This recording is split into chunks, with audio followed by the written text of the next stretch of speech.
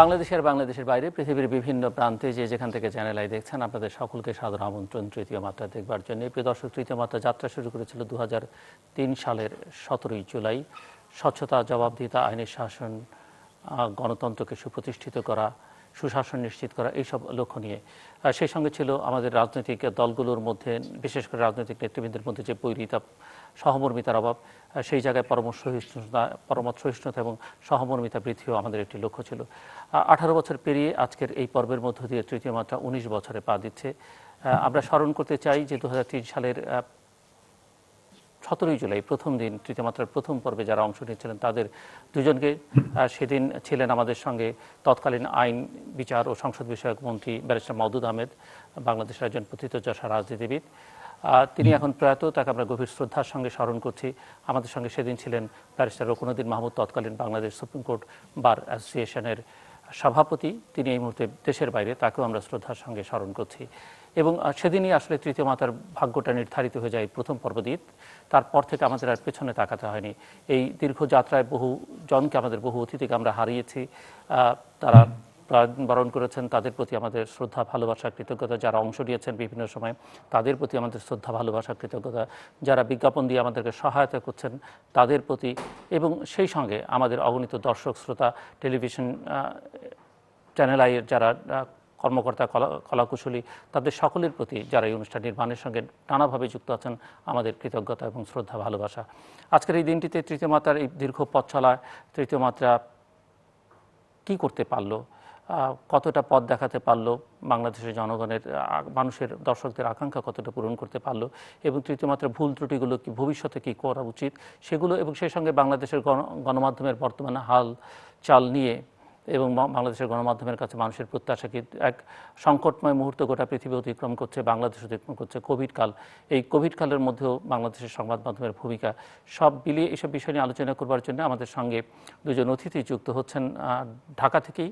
আমাদের সঙ্গে আছেন বাংলাদেশ সরকারের সাবেক তথ্য প্রতিমন্ত্রী, রাজনীতিবিদ অধ্যাপক ডক্টর আবু সাইদ, এবং আমাদের সঙ্গে আছেন অর্থনীতিবিদ, জনপ্রশাসন বিশেষজ্ঞ, সুশাসন বিশেষজ্ঞ, এবং বাংলাদেশে এবং আন্তর্জাতিকভাবে সিভিল সার্ভিসে দীর্ঘদিন কাজ করেছেন, বিদেশে বিশ্ববিদ্যালয়ে শিক্ষকতা করেছেন, এশীয় উন্নয়ন ব্যাংকের লিড ইকোনমিস্ট হিসেবে কাজ করেছেন ডক্টর মোহাম্মদ পারভেজ ইমদাদ আমাদের সঙ্গে রয়েছেন।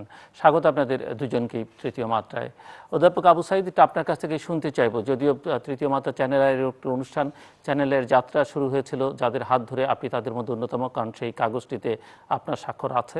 তো আপনার কাছ থেকে শুনতে চাই যে দীর্ঘ এই 18 বছরের পথ চলায় তৃতীয় মাত্রাকে আপনি কেমন দেখলেন, আমাদের দুর্বলতাগুলো কোথায়, এবং কিভাবে আমরা সেটি কাটিয়ে উঠতে পারি, সামনের দিনগুলোতে কি করণীয়, আপনার কাছ থেকে একটু সূচনায় শুনতে চাই। অধ্যাপক আবু সাইদ।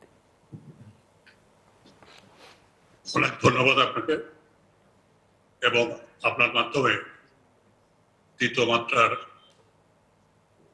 এই শুভ 19 বছরের পদার্পণের অগণিত দর্শক শ্রোতা যারা আছেন তাদের প্রতি আন্তরিক ভালোবাসা, গভীর শ্রদ্ধা এবং কৃতজ্ঞতা। চ্যানেলের তৃতীয় মাত্রা ঠিক যেন প্রাচীনকালের ত্রিনয়নের মতো, তৃতীয় নয়নের মতো, ত্রিভুবনের মতো। আমরা দু চোখ দিয়ে দেখি, যদি তৃতীয় নয়ন কেউ নিজের ভেতর থেকে জ্ঞানের আলোকে বিকশিত করতে পারেন, তাহলে তৃতীয় নয়ন তার থাকে। চ্যানেল আই ত্রিভুবনে, অর্থাৎ আকাশ, মর্ত্য এবং পাতাল, এই ত্রিভুবনের সবকিছুরই এই অনুষ্ঠানে বিরতিহীনভাবে আলোচনা হয়। বলতে গেলে যেমনটা আপনি বলেছেন, বিভিন্ন রাজনৈতিক, সামাজিক, বৈজ্ঞানিক, বিশেষজ্ঞ এবং সুশীল সমাজের ভেতরে যে মতামত রয়েছে, সেই মতামতের একটা প্ল্যাটফর্ম। আসলে চ্যানেল আই বহুমাত্রিকতায় আজকে উজ্জ্বল।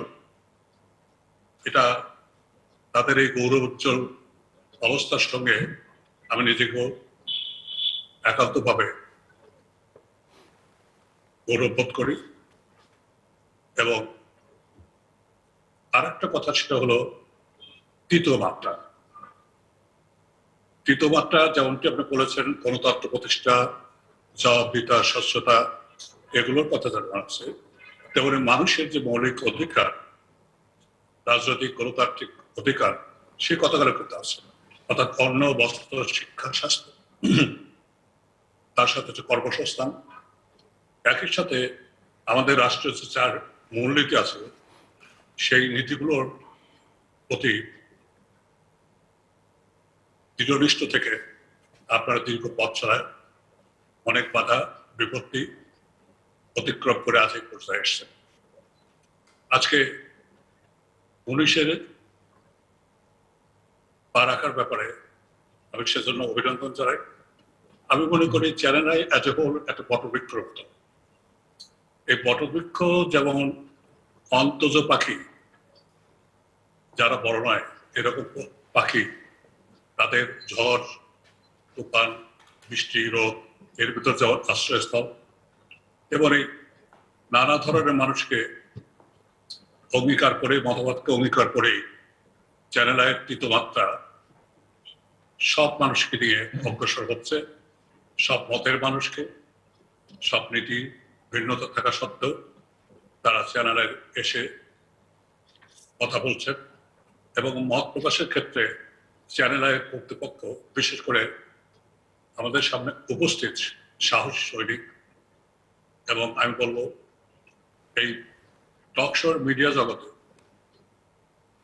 উজ্জ্বল নক্ষত্র জিল্লুর রহমান সাহেব, তাকে অভিনন্দন জানাই। তার পিতা মাতার মৃত্যুর পরেও সেদিনও তৃতীয় বার্তা চলেছে।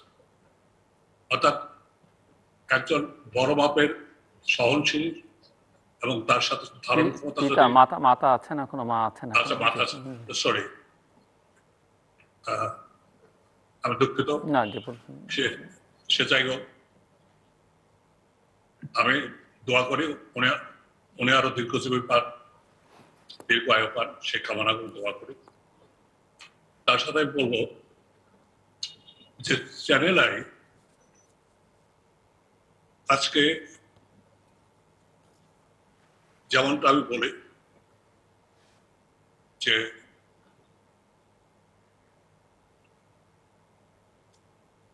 এটা হলো মুক্তার ভিতরে যেমন শক্তি থাকে, অর্থাৎ ক্রীড়া থাকে, সরি, শক্তির ভিতরে যেমন মুক্তা থাকে, চ্যানেল আই তেমন।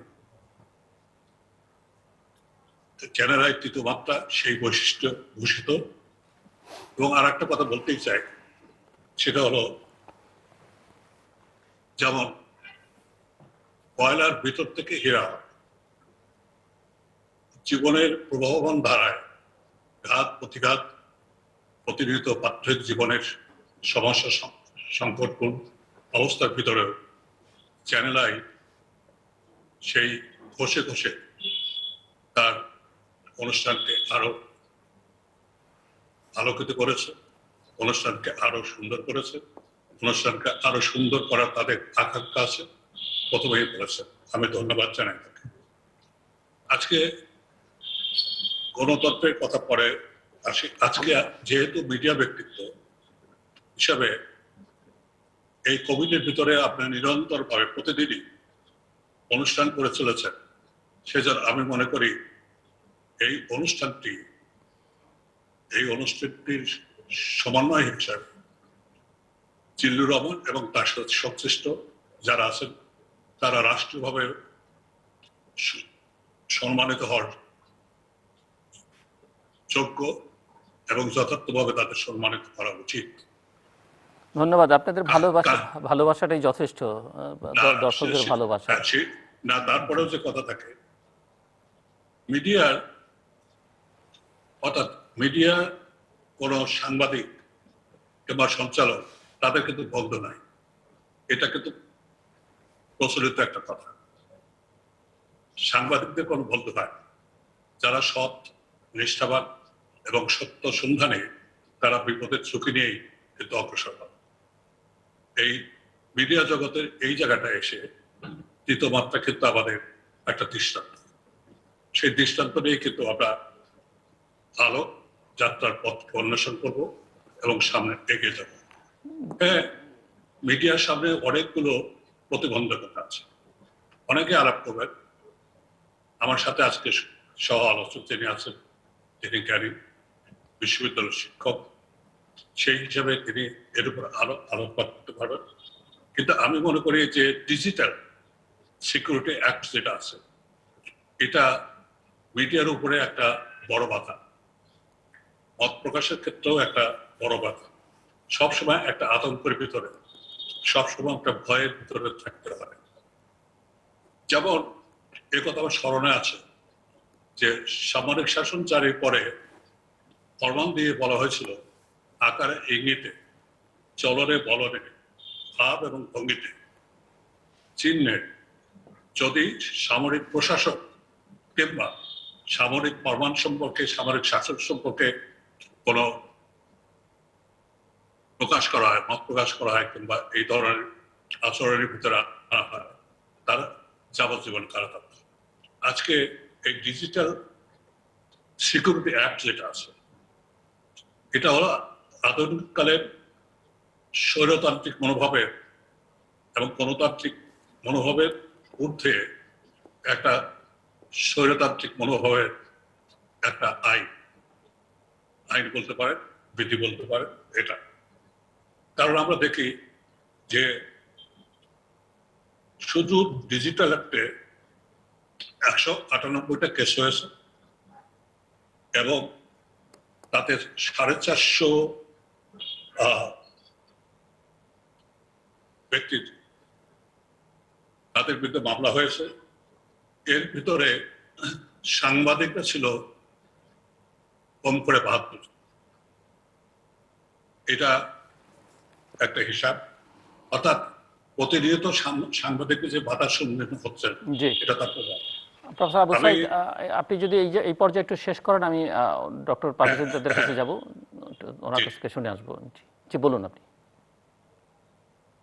আমি সেজন্য যে কথাটা বলবো আজকের দিনে খুব বেশি সমালোচনা যাব না, তবে এই কথাটাই বলবো, চ্যানেল আই যে গতিধারায় চলছে তাকে আরো বর্ণিল, বৈচিত্র্যময় কিভাবে করা যায় সেই নিয়ে আমার মনে হয় যে চ্যানেল আই যে বিজ্ঞ আলোচকবৃন্দ আসেন, তাদের নিয়ে যদি একটা অনুষ্ঠান করা যায়, সেটাতে বেরিয়ে আসবে। আরো একটা কথা বলি যে সাংবাদিকদের কিংবা মিডিয়া ব্যক্তিত্বের বল তোলায় কিন্তু উপস্থাপক জিল্লুর রহমান সাহেবের হাজার হাজার বন্ধু এই মিডিয়ার তৃতীয় মাত্রার ভিতর দিয়ে উনি সৃষ্টি করে নিয়েছেন, তার আচরণের ব্যবহারে এবং তার বাচনভঙ্গি, বুদ্ধিমত্তা এবং জ্ঞানের আলোকে। ধন্যবাদ। আমি আসবো আবার আপনার কাছে শুনতে যে আমাদের আসলে কি করণীয় উচিত, দুর্বলতার জায়গাগুলো কি কি সেগুলো একটু শুনতে চাইবো। ডক্টর মোহাম্মদ পারভেজ ইমদাদ, আপনার কাছ থেকে শুনতে চাই। ধন্যবাদ জনাব জিল্লুর রহমান, এবং তৃতীয় মাত্রার সকল দর্শক শ্রোতা সবার প্রতি আন্তরিক শুভেচ্ছা ও অভিনন্দন। আপনার প্রতি অনেক শুভেচ্ছা এবং অভিনন্দন।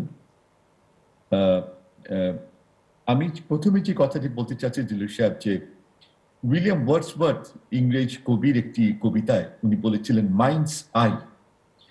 তো আপনার তৃতীয় মাত্রার কথাটি মনে উঠলে বা তৃতীয় মাত্রার সঙ্গে সম্পৃক্ত হলে মাইন্ডস আই এর বিশ্লেষণ, মনের যে চক্ষু, সেই বিশ্লেষণমুখী একটি সোল সার্চিং একটি অনুষ্ঠান পর্যায়ে আপনি এটাকে নিয়েছেন। এবং আমি আরেকভাবে বলি, যদি তৃতীয় মাত্রার একটা কেউ অনুবাদ এভাবে করে যে এটাকে কি থার্ড ডাইমেনশন, মানে এই ডাইমেনশনটা শুধু থার্ড বা ফোর্থ বা ফিফথ ডাইমেনশন না, মাল্টি ডাইমেনশনস, তাহলে এটা মানে বহুমাত্রা বললেও বোধহয় ঠিক খুব বেশি বলা হবে না।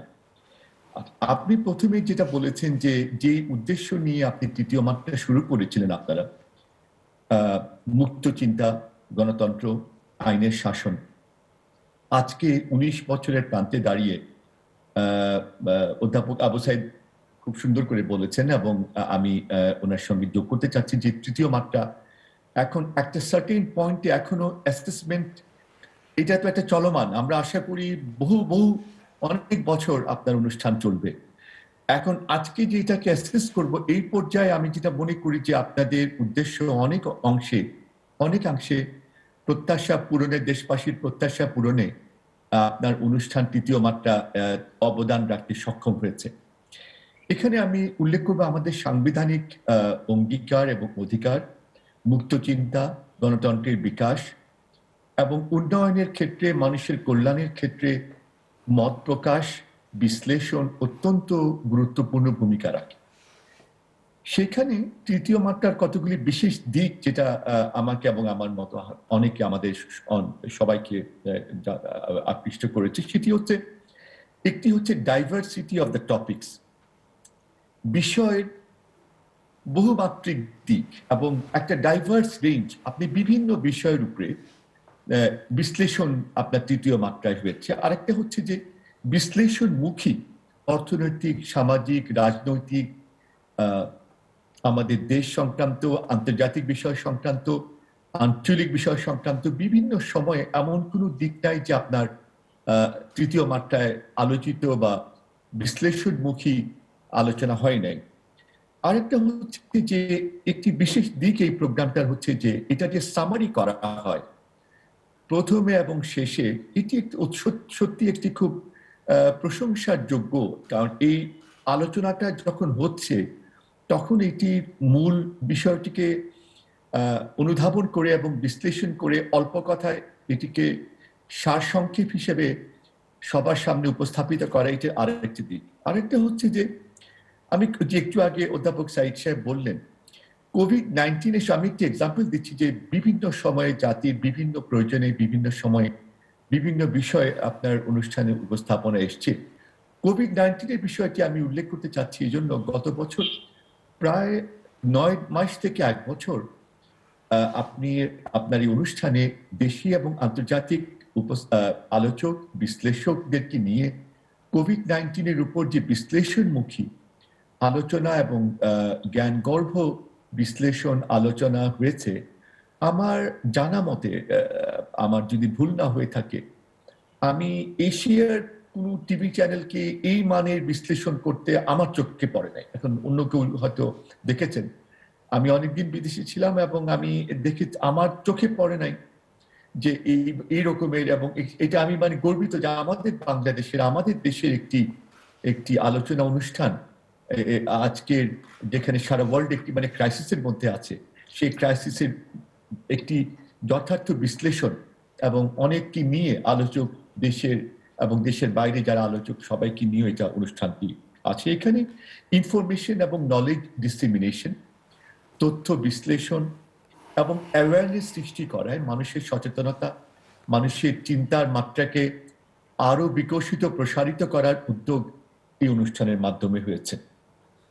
গুণগত মান ও বিশ্লেষণের দিকে আপনি উপস্থাপক হিসেবে নিজে কতটুকু মনোযোগ দিয়েছেন সেটা আপনি ভালো বলতে পারবেন, কিন্তু একজন পার্টিসিপেন্ট হিসেবে, একজন শ্রোতা দর্শক হিসেবে আমি মনে করি আপনি আপনার উপস্থাপকের দায়িত্বের প্রতি এবং অনুষ্ঠানটির সঙ্গে যারা সম্পৃক্ত, they have done justice to the program. অনুষ্ঠানের উদ্দেশ্য এবং নীতিমালার প্রতি সুবিচার করেছেন আপনারা এবং করে চলেছেন।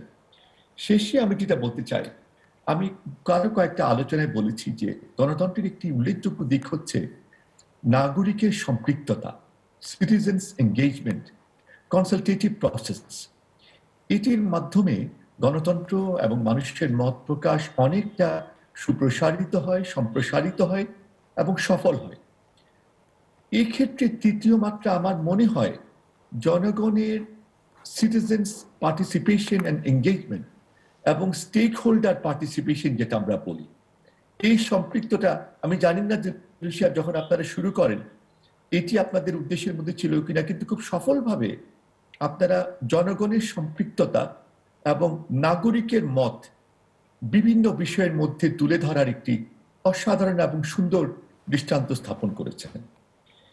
এবং আমি যেটা মনে করি যে আমাদের দেশের সাংবাদিকতা এবং এই অঞ্চলের সাংবাদিকতা এবং সংবাদপত্র বিশ্লেষণ, সংবাদ বিশ্লেষণ, বিভিন্ন বিষয়ের আলোচনার গুণগত মান এবং জাতীয় এবং আন্তর্জাতিক পর্যায়ে যথাযথভাবে বিশ্লেষণটাকে তুলে ধরার ক্ষেত্রে তৃতীয় মাত্রা সুন্দর একটি এবং সফলতার সঙ্গে তাদের ভূমিকা রাখতে সক্ষম হয়েছে।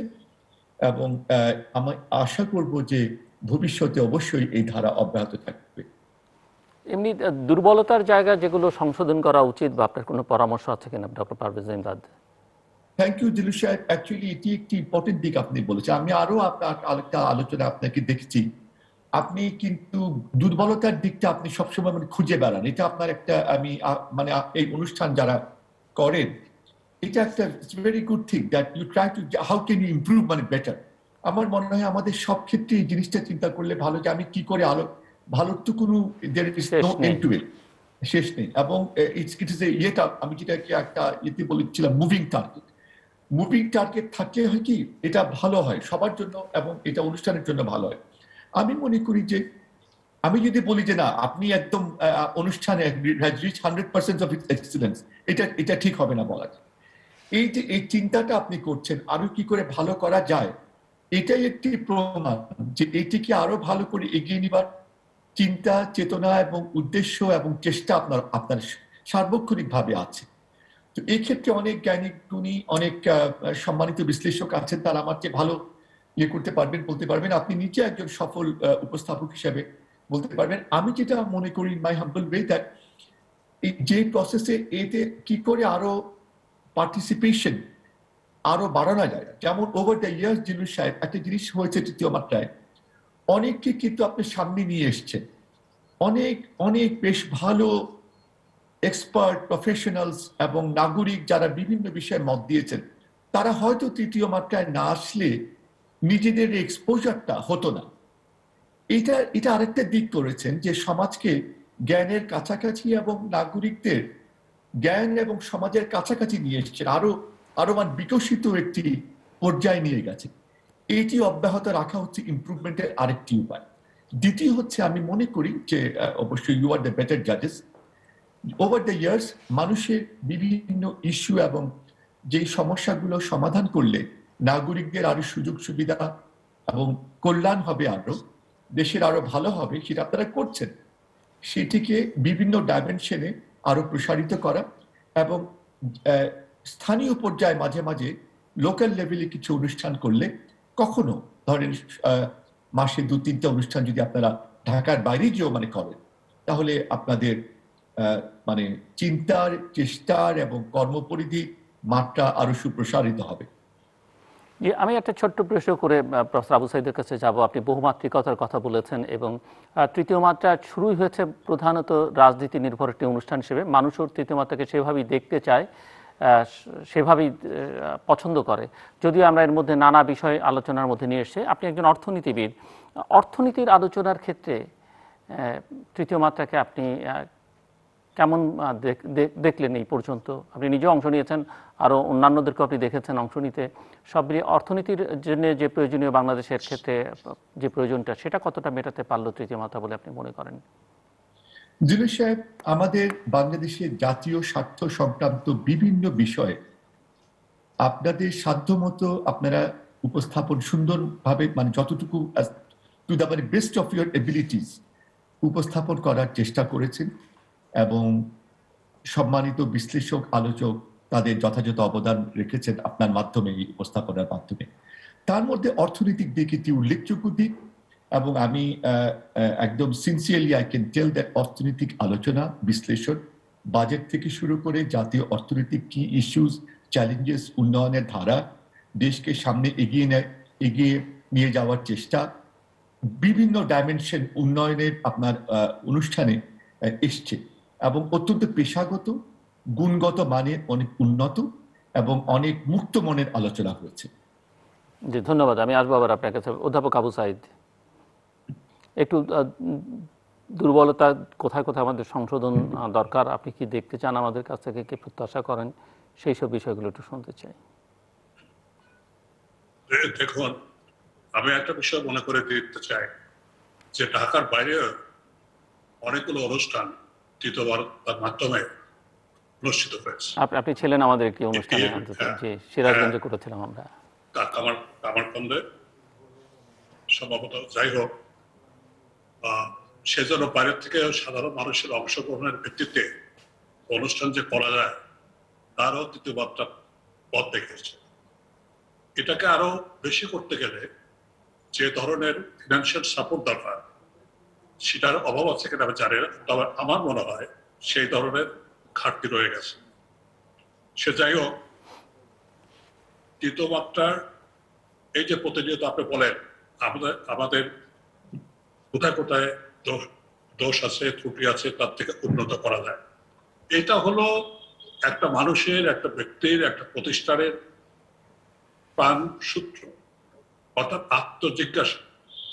যার ভিতরে আত্মজিজ্ঞাসা আছে সেই বড় হতে পারে, কারণ সে নিজে নিজেই, একটু আগেই যে কথাটা হয়েছে সোল সার্চিং এর বিষয়টা যদি কারোর ভিতরে থাকে তাহলে সে নিজেই অনুভব করতে পারে যে কোথায় কোথায় তার ঘাটতি রয়ে গেছে। এবং তার সাথে সাথে আমি কিন্তু আগেই প্রস্তাব দিয়েছি যে এটাকে বহুমাত্রিক, বহু বর্ণিল এবং বহু বৈচিত্র্যময় অনুষ্ঠান করতে গেলে যদি ভিন্ন পথে হাঁটতে হয়, সেটা আমাদের দেশের আইন কানুন বিধি বিধান এই অবস্থার ভিতরে সেটা কতখানি করা সম্ভব হবে জানি না, তবে মতামত নেওয়া যেতে পারে। আমি বলছি রাউন্ড টেবিল কনফারেন্স ডেকে সে ব্যবস্থাটা আপনি নিতে পারেন। তবে আমি যেটা মনে করি, যেমন দেশের রাষ্ট্রীয় অখণ্ডতা, স্বাধীনতা, সার্বভৌমত্ব, মুক্তিযুদ্ধের চেতনা, মূল্যবোধ, তার সাথে সাথে এই দেশে এগিয়ে যাওয়ার ক্ষেত্রে এবং পিছিয়ে পড়ার ক্ষেত্রে কি কি প্রতিবন্ধকতা আছে সেগুলো কিন্তু আপনারা কম বেশি তুলে ধরেছেন। আজকে স্বভাবতই আমি একটা প্রসঙ্গে যেতে চাই। এখানে মাননীয় আলোচক অর্থনীতিবিদ, পণ্ডিত মানুষ। আমাদের বাজেটে যে কলেবর আছে তার ভেতরে যদি আমরা দেখি তাহলে শুধুমাত্র সরকারি কর্মচারী, কর্মকর্তা অর্থাৎ আমলা পোষণের জন্য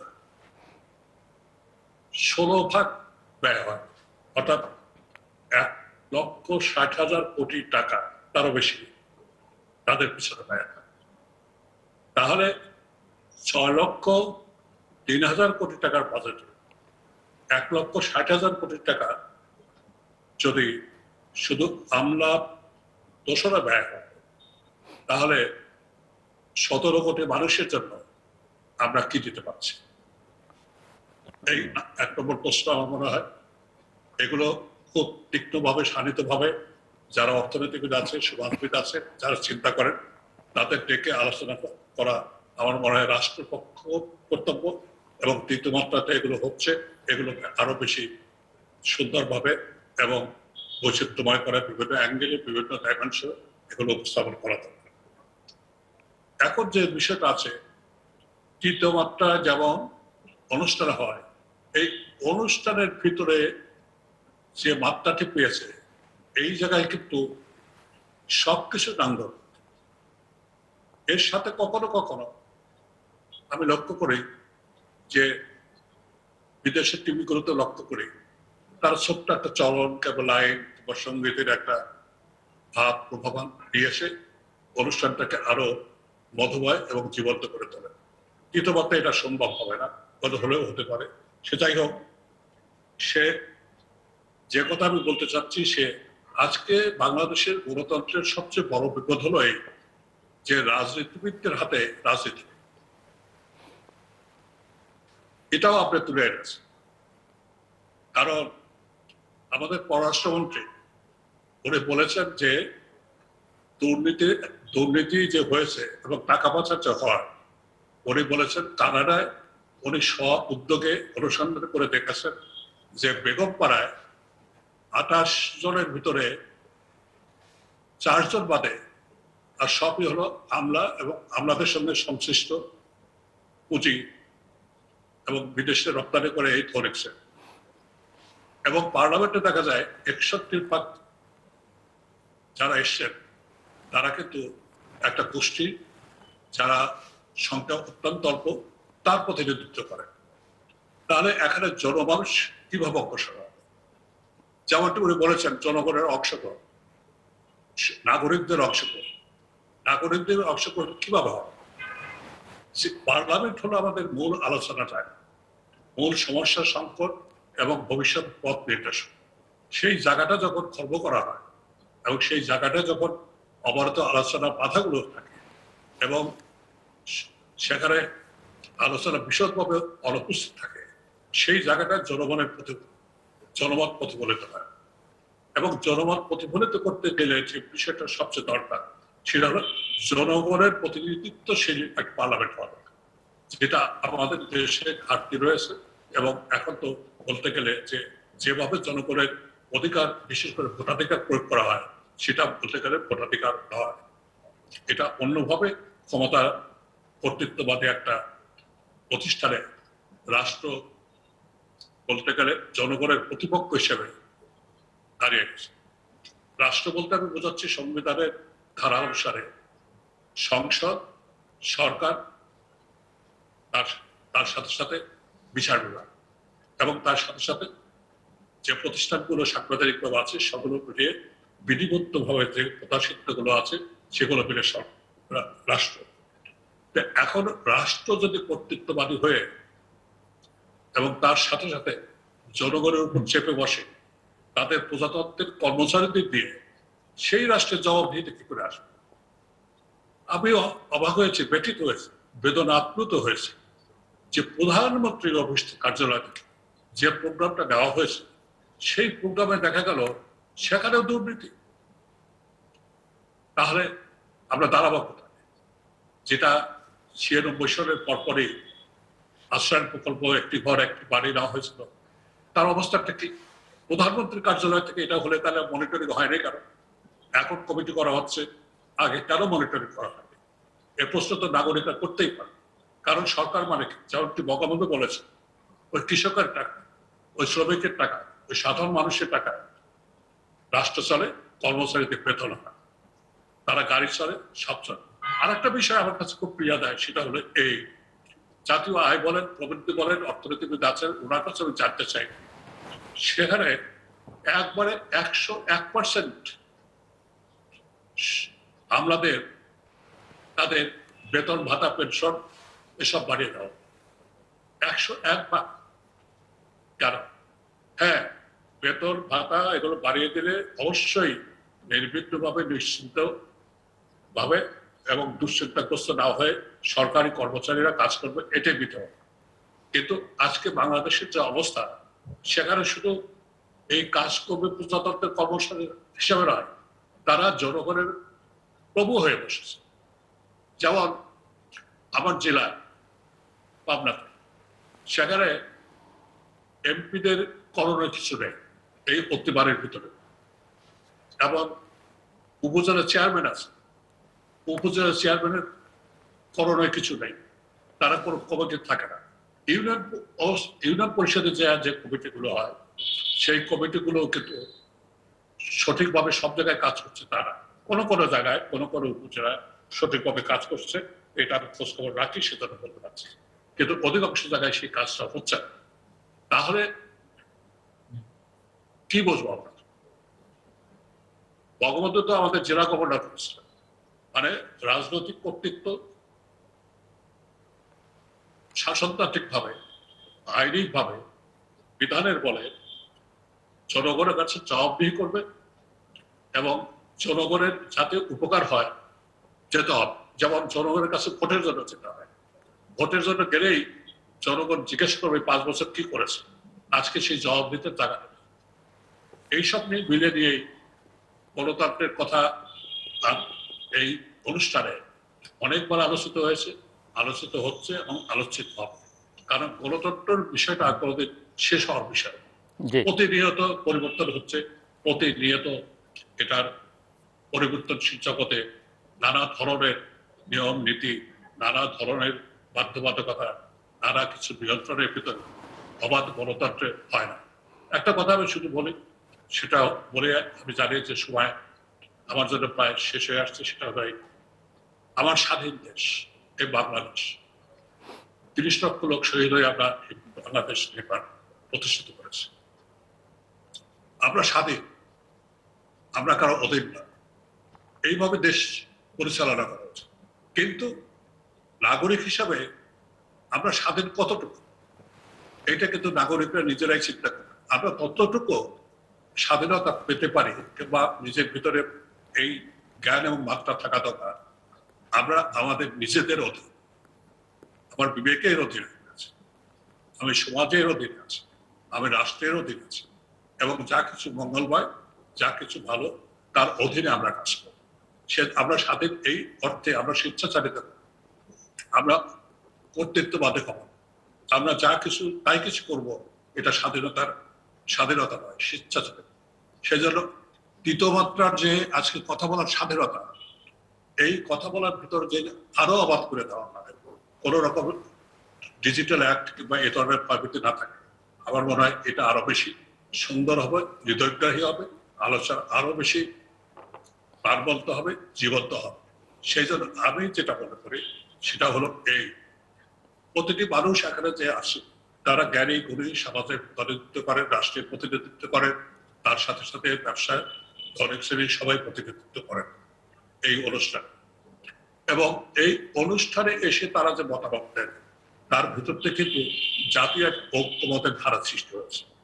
যেমন দুর্নীতির বিশাল বিষয়গুলো এখানে আলোচনা অপেক্ষা রাখা না, আলোচনা এই অনুষ্ঠানে, আজকের এই অনুষ্ঠানে এটা আলোচনার প্রয়োজন নেই। কিন্তু আমি উদাহরণ দিয়ে বলেছি, মাননীয় প্রধানমন্ত্রীর কার্যালয় থেকে যে প্রকল্পগুলো নেওয়া হয়েছে, সেগুলোর অবস্থা যদি ভালো করে দেখা যায় তাহলে ভালো হবে।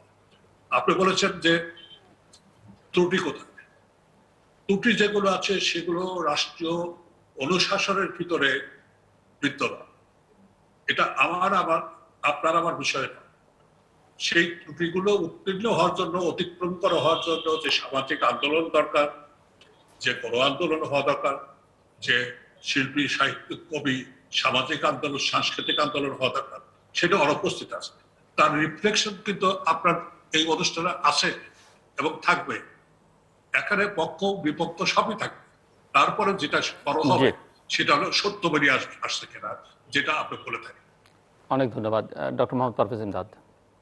আপনি শুনছিলেন এবং কিছু কথা অর্থনীতিবিদ হিসেবে আপনার কাছে উনি জানতে চেয়েছেন, বুঝতে চেয়েছেন।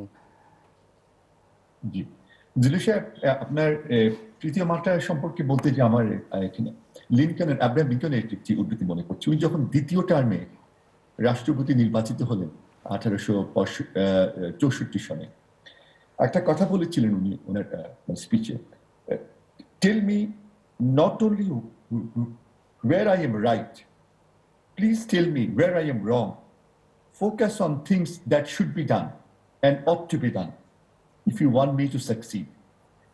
এই কথাটি লিঙ্কন তখন বলেছিলেন যে তখন একটি খুব ক্রিটিক্যাল সময় ছিল মার্কিন যুক্তরাষ্ট্রের ইতিহাসে, এবং সফলভাবে লিঙ্কন এই নীতিমালায় উপরে ভিত্তি করে গণতন্ত্রকে সুদৃঢ়ভাবে, গণতন্ত্রকে সুদৃঢ়ভাবে উনি ধরে রাখতে পেরেছেন, এবং মার্কিন যুক্তরাষ্ট্রকে সামনের দিকে অনেক দূর অগ্রগতির দিকে ওনার সময় থেকে সোশ্যাল, পলিটিক্যাল, ইকোনমিক স্টেবিলিটি ভিত্তিটা অনেক সুদৃঢ়ভাবে রচিত হয়েছে।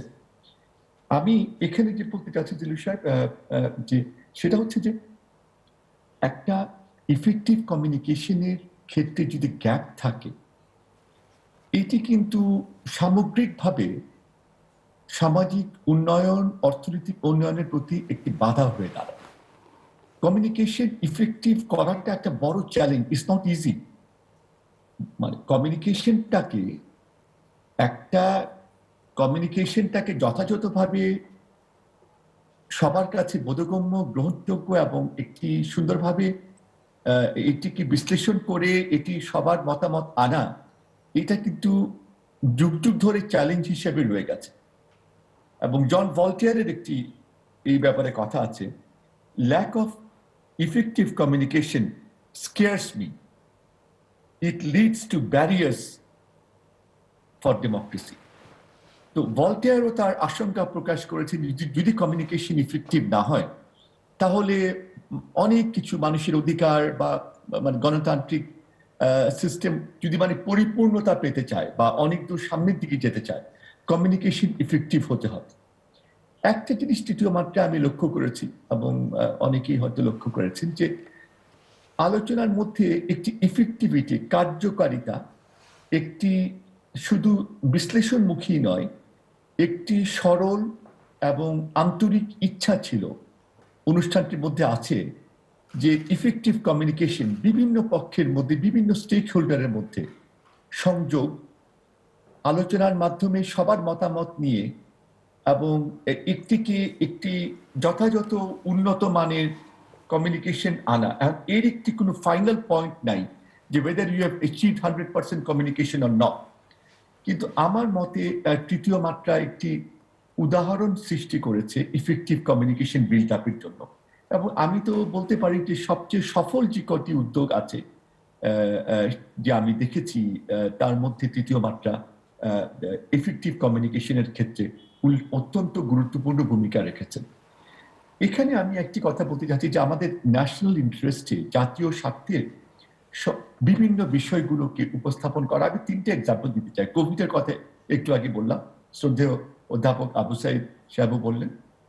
কোভিডের সময় জুলিস সাহেব, আপনি 2-3টা অনুষ্ঠানের মাধ্যমে কোভিডের আলোচনাটা রাখলে কারো কিছু এক্সপেক্ট করার ছিল না, কিন্তু আমি লক্ষ্য করেছি আপনি দেশি বিদেশি অনেকের মতামত নিয়ে, এবং দেশে এক্সপার্ট যারা আছেন, প্রবাসে যারা আছেন, বিভিন্ন দিকে আপনি কোভিডের উপরে যে বিশ্লেষণটা এই অনুষ্ঠানে হয়েছে, ওটি যদি কখনো সামারাইজ করে প্রকাশিত হয়, যে বিষয়গুলো WHO এবং জাতিসংঘে আলোচিত হচ্ছে, অনেক কিছু কিন্তু আমার বাংলাদেশের একটি অনুষ্ঠানে এসে গেছে আলোচনার মাধ্যমে। এইটি ফ্যাসিলিটেট করা একটি এক্সাম্পল। আরেকটি এক্সাম্পল আমি দিই। রোহিঙ্গার ক্ষেত্রে ইস্যুটি একটি খুব সিরিয়াস ইস্যু। এখানেও you have been able to অনেকের মতামত ডেকে আলোচনা করে বিভিন্ন সময় অনেকগুলো অনুষ্ঠান হয়েছে, এবং এটির ব্যাপারে নীতি নির্ধারকদের জন্য অনেক সহায়ক এবং যারা সংশ্লিষ্ট এটি সমাধানের জন্য চেষ্টা করছেন বাংলাদেশের জাতীয় স্বার্থে। এমনকি কালকে যে জাতিসংঘের যে প্রস্তাবটি হলো, 1.5 বছর আগে আন্তর্জাতিক আদালতে যেই রায়টি হলো, বিভিন্নভাবে এটিকে উপস্থাপন করে আমার মনে হয় আমাদের জাতীয় স্বার্থে খুব সুন্দরভাবে এই অনুষ্ঠান তার কার্যকারিতা এই সকল ক্ষেত্রে আনতে সক্ষম হয়েছে। এবার আসুন স্বচ্ছতা এবং জবাবদিহিতার ক্ষেত্রে। এই ক্ষেত্রে অর্থনৈতিক দিক থেকে যদি আমরা চিন্তা করি, সম্পদের যথাযথ এবং ইফেক্টিভ ইউটিলাইজেশন এবং সীমিত সম্পদের মাধ্যমে উদ্দেশ্য, টার্গেট উন্নয়নের লক্ষ্যমাত্রা, আর্থসামাজিক উন্নয়নের লক্ষ্যমাত্রা অর্জনের জন্য স্বচ্ছতা এবং জবাবদিহিতা, অর্থাৎ গুড গভর্নেন্স সাইডের উপরও এই অনুষ্ঠানটি বিভিন্ন আলোচনায়, বিভিন্ন সময়ে এবং কনসিস্টেন্টলি জোর দিয়ে গেছে। আমি আরেকটি বিষয়ে বলতে চাচ্ছি, যে আমাদের upgradation to upper middle income status, এই অনুষ্ঠান, এই ব্যাপারে যে যতগুলো অনুষ্ঠান হয়েছে আপনার এখানে, সেখানেও আমরা দেখেছি যে you have been able to অনেকের মতামত নিয়ে বিশ্লেষণ, অর্থনৈতিক দিক থেকে তো আছেই, প্লাস বিভিন্ন বিভিন্ন পেশার মধ্য থেকে আপনি ওপিনিয়ন নিয়ে মানুষের যে আগ্রহ, অ্যাওয়ারনেসটা, এবং যেটা আমি একটু আগে বললাম, নাগরিকদের চিন্তা, নাগরিকদের বিভিন্ন মতামত নিয়ে সবার মধ্যে, দেশটা আমাদের সবার এবং দেশের কল্যাণে আমরা সবাই নিয়োজিত, আমরা সবাই চিন্তা করি, দেশকে আমরা ভালোবাসি। এই ভালোবাসাটাকে আরো একটা প্র্যাকটিক্যাল রূপে নিয়ে যাওয়ার প্রচেষ্টা এই অনুষ্ঠানটির মাধ্যমে ছিল এবং আছে। এখানে আমি একটু বলতে চাই আপনি, যে বিশ্লেষণের মধ্যে অনেক সময় একটু দুটি অনুষ্ঠান আমি এখানে বলতে চাই, যে হার্ট টক যেটা আছে বিবিসি, বা আরেকটা অনুষ্ঠান যে লন্ডনে ওরা করে, ডেটলাইন লন্ডন, সেখানেও যখন আলোচনাটা শেষ হয়, আমার কাছে মনে হয়েছে যে আমাদের দেশে কিছু আলোচনায়, আমি তৃতীয় মাত্রার কথাই বলছি, এখানে ফোকাসটা কিন্তু দেশের স্বার্থ এবং মানুষের স্বার্থ। এই জিনিসটা কিন্তু অনেক ক্ষেত্রে বিশ্লেষণটা থেমে যাচ্ছে একটি পর্যায়ে, বিশ্লেষণটা জ্ঞানের মধ্যে সীমাবদ্ধ থাকছে। কিন্তু এখানে একটা চেষ্টা করা হয়েছে বিশ্লেষণটা যাতে এটাকে উন্মুক্ত করে দেওয়া, এবং সেটা থেকে যারা আরো বিশ্লেষণ আসতে পারে, এবং ওই বিশ্লেষণের অংশীদার যেন সবাই হতে পারে, যেন সবাই দেশকে নিয়ে চিন্তা করার, দেশের কি করে আরো বিভিন্ন ক্ষেত্রে ভালো হবে, সেই ক্ষেত্রে একটি এঙ্গেজমেন্ট আনার চেষ্টা হচ্ছে। এইটি যদি আপনি অব্যাহত রাখতে পারেন, এবং যেটা আমিও বললাম যে একটু আগে অধ্যাপক সাইদ সাহেবও বললেন যে লোকাল পর্যায়ে আপনি কিছু অনুষ্ঠান করেছেন, হয়তো সপ্তাহে 2-3 দিন বা 3 দিন যদি আপনি স্থানীয় পর্যায়ে, এখন তো হয়তো সম্ভব না কোভিডের জন্য, সেটা হলে আরেকটি আপনার অনুষ্ঠানের, যেটা আপনি অলরেডি, আমি মনে করি যে কাভারেজটা কিন্তু সর্বদিকেই গেছে, লোকালিও গেছে, দেশের ভিতরে, দেশের বাইরে। এখন আপনার এঙ্গেজমেন্টটা বাড়াবার মাত্রা কিভাবে হতে পারে? আপনি you always look for improvements, তাহলে হয়তো আরো এটির সফলতা আরো বিকশিত হবে বলে আমার ধারণা। অধ্যাপক আবু সাঈদ। এখন আমাদের গোলায় করত রয়ে গেছে, আমরা এখানে যতই কথা বলে না কেন, তার বাস্তব প্রয়োগ এবং বাস্তব অনুশীলন জনগণের সামনে কিভাবে যাচ্ছে এবং যে নির্দেশগুলো দেওয়া হয় ভালো, কিন্তু তার প্রয়োগ কতটুকু, এই প্রয়োগের ক্ষেত্রে আমাদের বিশাল ঘাটতি রয়েছে।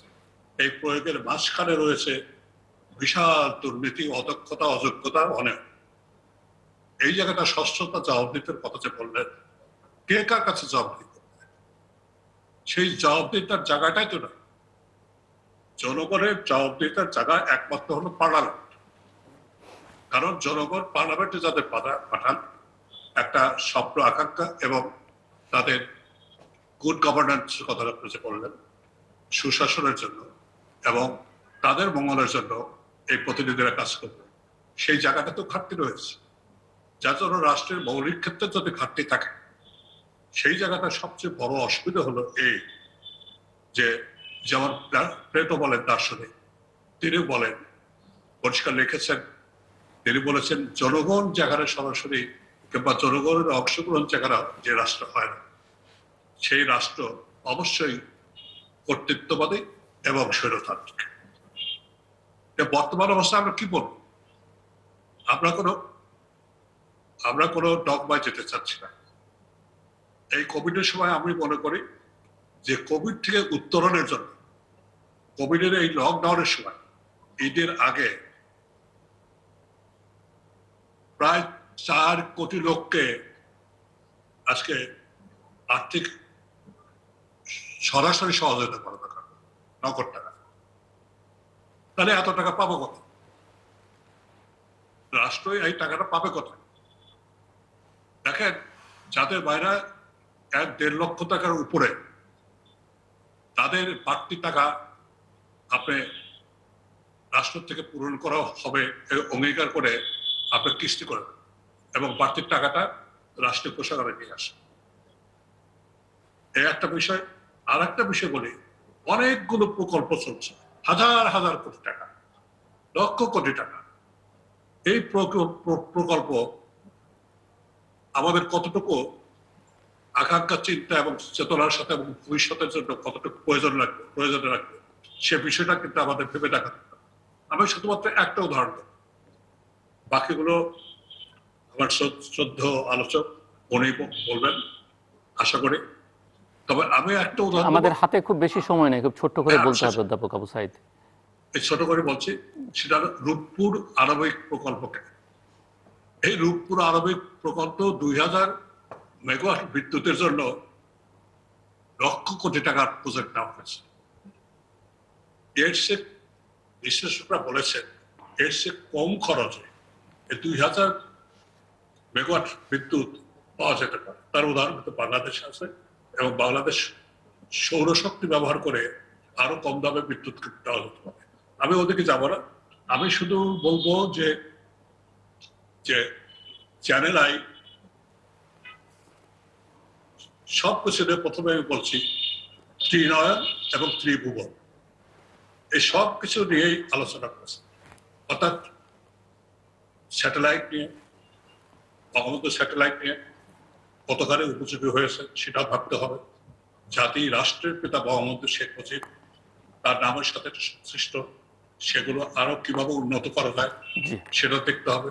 তার শেষ সাথে সাথে এই শেষ করে দেবো আমি একটা, তার সাথে সাথে জ্ঞানের চর্চা, বুদ্ধির চর্চা এবং সমাজের যে সংকটগুলো বিরাজ রয়েছে এবং অসামাজিক যে কার্যকলাপ চলছে এগুলোকে দূর করার ক্ষেত্রে আলোকবর্তিকা হিসেবে জ্ঞানের আয়ের তৃতীয় মাত্রা সেই পথ দেখাবে এবং দেখাচ্ছে। আমি শুধু বলতে চাই এখন এই ঘোর অমানুষায়, ঘোর দুর্দিনে আমরা যেন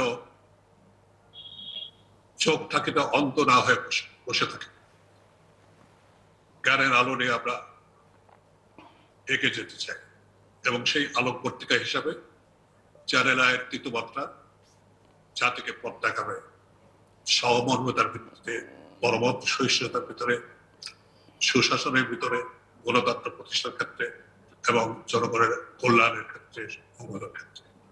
অনেক ধন্যবাদ অধ্যাপক আবু সাঈদ। ডক্টর মোহাম্মদ পারভেজ ইমদাদ, খুব ছোট্ট করে আলোচনাটা শেষ করতে চাই আমরা। যেমন আমি মানে স্পেসিফিক এক্সাম্পল দিয়ে বলছি, যেমন ধরেন যে কোভিডের ব্যাপারে অনেক উদ্যোগ নেওয়া হয়েছে, সরকার অনেক চেষ্টা করছেন, কাজ করছেন এর উপরে। এটি যদি ন্যাশনাল রোড ম্যাপ বা প্ল্যান অফ অ্যাকশন, কারণ মনে হচ্ছে কোভিডের ইম্প্যাক্টটা মিডিয়াম টু লং টার্ম থাকবে। তো যদি মিডিয়াম টু লং টার্ম আমাদের এটা ফেস করতে হয়, একটা রোড ম্যাপ, একটা স্ট্র্যাটেজিক মানে প্ল্যান অফ অ্যাকশন যেটা থাকলে মানে সাবসিকুয়েন্ট স্টেপস গুলো যেটা আমাদের পক্ষে সব মেইনলি ইকোনমিক সাইডে। আরেকটা মনে করেন কালকে যে এপেকের সম্মেলন আছে, এপেকের রিজিনাল রেসপন্স, তারা একটা আঞ্চলিক রেসপন্স তারা খোঁজার চেষ্টা করবে ইয়ের ব্যাপারে, কোভিডের ব্যাপারে। কারণ কোভিড উন্নয়নের প্রতি একটি খুব সিরিয়াস একটি অবস্ট্যাকেল হয়ে দাঁড়িয়েছে। তো এইভাবে সার্ক আমাদের অঞ্চলে, সার্ক যে আছে দক্ষিণ এশিয়া আঞ্চলিক সহযোগিতা, অ্যাপেকের সঙ্গে বা আসিয়ানের সঙ্গে তারা যদি একটা সংযোগ করতে পারে এবং কি রিজিনাল রেসপন্স নেওয়া যায় সেটা যদি দেখতে পারে।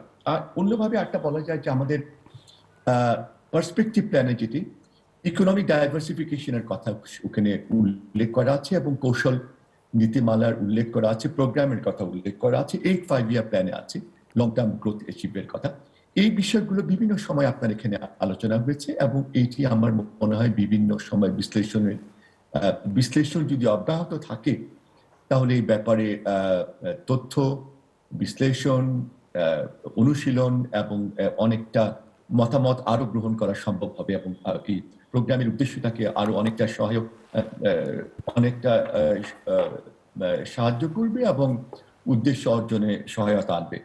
রিগার্ডিং দ্য গভর্নেন্স সাইড আমি দুটো জিনিস বলতে চাই যে পার্লামেন্টারি স্ট্যান্ডিং কমিটিগুলো কাজ করছেন, আগে থেকে অনেক অ্যাক্টিভিটি তারা কাজ করছেন। তবে সিটিজেন্স অ্যাডভাইজারি কমিটি, নাগরিক উপদেষ্টা কমিটি যদি পার্লামেন্টারি কমিটিগুলোকে সহায়তা করে এরকম যদি একটি ব্যবস্থা রাখা হয়, অথবা মন্ত্রণালয়গুলোর জন্য যদি সিটিজেন্স অ্যাডভাইজারি কমিটি থাকে যে যখন নাগরিকদের মতামত দরকার বিভিন্ন বিষয়ের উপরে যদি না আসে, তাহলে অনেক বিষয় অর্থনৈতিক এফিসিয়েন্সি, ওভারঅল আমাদের জাতীয় স্বার্থের বিভিন্ন বিষয়, অর্থনৈতিক সামাজিক বিভিন্ন ক্ষেত্রে অবদান রাখতে পারবে নাগরিকরা সরাসরি।